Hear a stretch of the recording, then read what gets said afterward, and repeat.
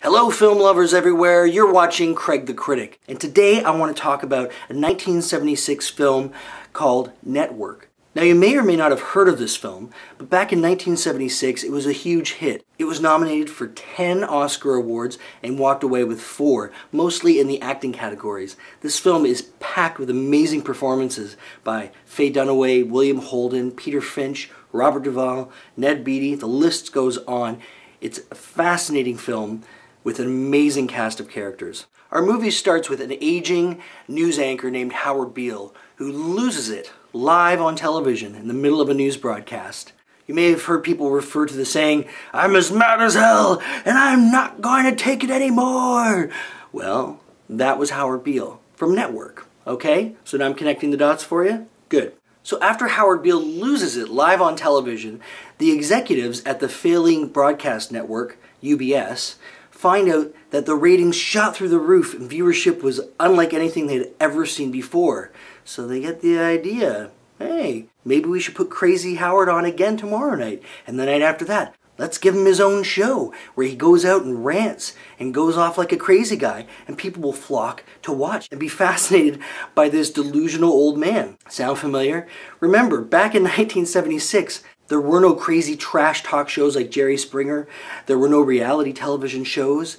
This idea that this film hit on was so ahead of its time, really it should be considered prophetic. This film nails it. I mean, we're talking 1976, and this film is exploring things that today are very commonplace.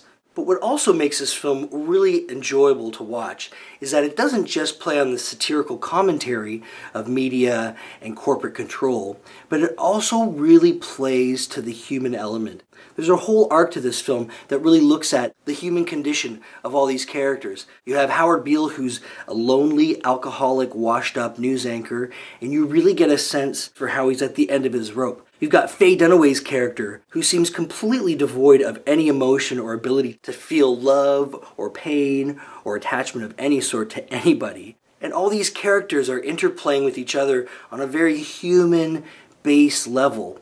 And you know, it's interesting, I was watching this film, I've seen it several times, and I noticed this time that they used the word primal throughout the whole film. Lots of references to the primal forces of nature. Network is an amazing commentary not only on media, but also on the human condition. And this film has some of the most amazing monologues I've ever seen in any movie. Peter Finch's character has several profound speeches.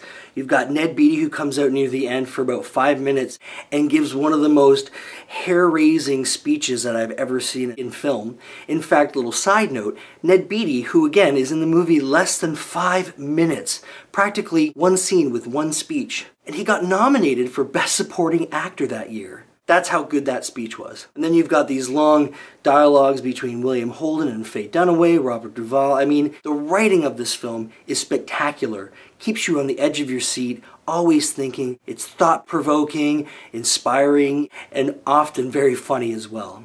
So all in all, I have to recommend this film to everyone. Especially if you're 30 or under and you've grown up on a steady diet of trash television like most of us have.